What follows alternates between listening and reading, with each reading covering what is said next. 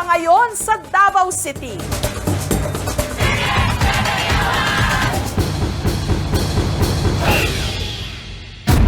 Kasabay kasi ng kanilang Kadayawan Festival, ang panahon kung kailan hitik na hitik sa bunga ang itinuturing na King of Fruits. Tumpok-tumpok sa mga kalsada, ikinakariton sa mga terminal at kaing-kaing na itinitinda sa mga fruit stand. Hindi mo ito maiiwasan o madededma dahil sa masangsang nitong amoy. Walang iba kundi ang durian! Dito sa Magsaysay Park, kung saan matatagpuan ang hile-hilera ng mga fruit stand, bumabaha ng durian. Bagsak presyo na. 60 ang kilo sa durian, ma'am, sir. Ang father ko nag-kariton-kariton ng durian. Yung mother ko naman, tindera ng mga durian delicacies. Doon sila nagkatuluyan.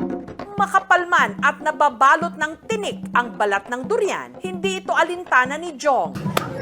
Expert na kasi siya sa pagbabalat nito. Ito, hinog na to. Kasi sa tunog pa lang, parang langka na.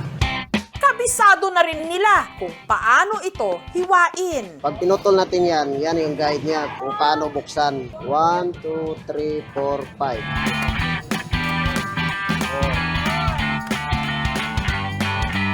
Sabi nila, masarap daw ang durian dito. First time po namin kumain dito ng durian. When in Davao, do what the Davaoenos do. Kumain ng durian ng nakakamay. Matamis po siya. Actually, masaya kasi hindi na kami mahirapan. At para hindi raw dumikit sa mga daliri o maiwan ang amoy nito, may teknik dyan. Lagyan ng tubig ang balat nito at dun mo hugasan ang iyong mga daliri. Wala talagang amoy, sir? Pag hindi masarap yung durian, pwede nila ma-replacean yung mas masarap. Para naman sa mga on the go, nagbebenta rin sina Alma ng durian meat na nakatab 250 pesos kada container. Dapat talaga medyo matigas siya before i-travel. Ang mga durian namang naha-harvest sa farm ni Jose dito sa Kalinan sa Davao City pa rin. Pang-export quality raw, in demand sa China. Mayroon man kasing member namin na Chinese din. Yun ang nag-umpisa na nagpunta doon. Tapos malakas man ang market doon. Kakainin nila, smoothies, flavoring ng kanilang mga foods, transshipment din sila sa ibang countries. Malaking tulong talaga sa mga farmers. Dalawang uri raw ng durian ang naaani sa kanilang farm. Ang tinatawag na duriang puyat na mas malaki at mas makapal ang karne. At ang D101 na malahugis puso at creamy ang laman. Mapait ng konti pero creamy. Matagal mawala sa labi yung pagka-cream. Tara, hanap tayo ng pwede nang maharbisan.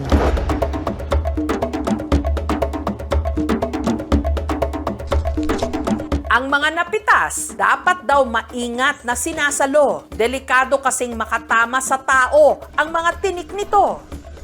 Dapat pag salo mo, sabay pitik ka rin sa sako para di malaglag sa baba.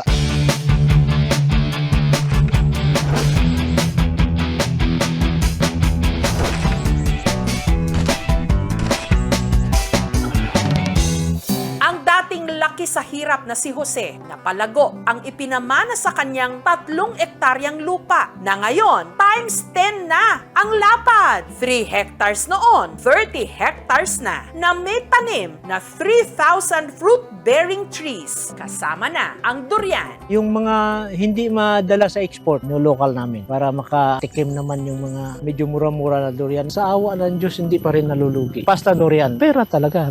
77% ng mga supply ng durian sa buong Pilipinas galing ng Mindanao. Yung soil dito kasi sa Davao is clay loam siya, so which is yun yung suitable po sa pag-grow ng durian. Makapag-penetrate din masyado yung roots niya sa soil kasi medyo buhaghag po siya. Kaya sa mga nagkikrave ng durian, sugod na sa Mindanao. Wow,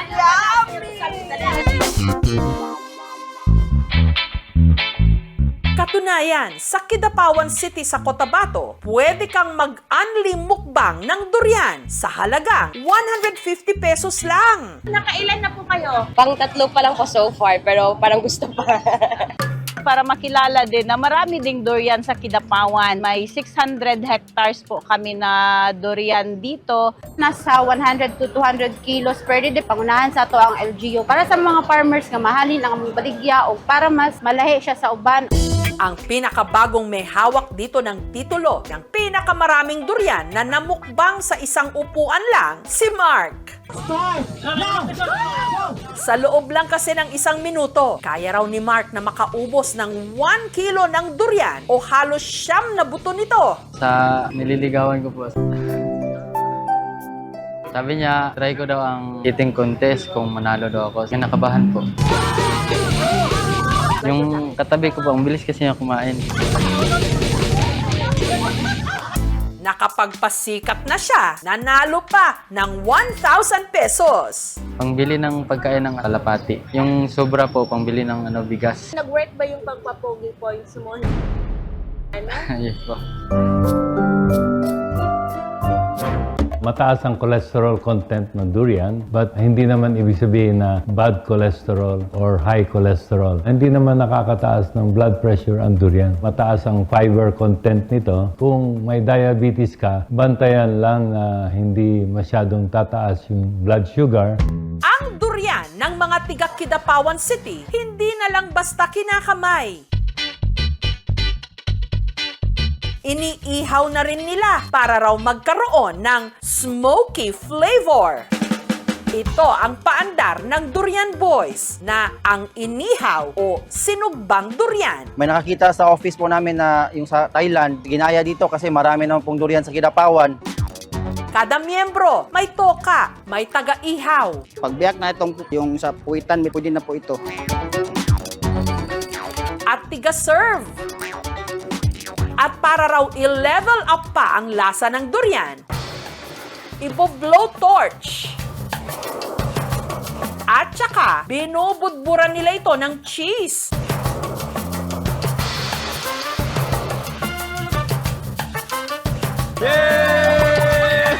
Savory, may tamis na galing sa durian, alat galing sa cheese po. May smoky flavor po siya. Dahil napaka-creamy ng laman ng durian, mainam din itong gawing candy at iba pang delicacies. Gaya ng itinitinda ni Roberto at ng kanyang pamilya. She made lako of her pasillas de leche and even the durian yema sa mga government offices on foot. Kiniday nga durian, gikan ni sa kalinan, kay mo niya mo himuong flavor.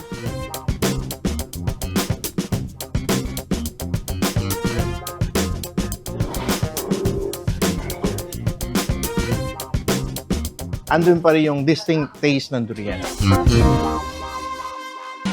Bukod sa durian, sikat din ang Davao sa kalidad ng kanilang kakao na ginagawang tsokolate. Pero para sa mga nagkikrave sa dalawang prutas na ito, no problemo! Dahil sa Lake Cebu sa South Cotabato, ang kakao at durian, pinag-isa ang balat ng prutas na ito. Magaspa, wala rin itong tinik. Green ang kulay kung hilaw, brown naman kung hinog.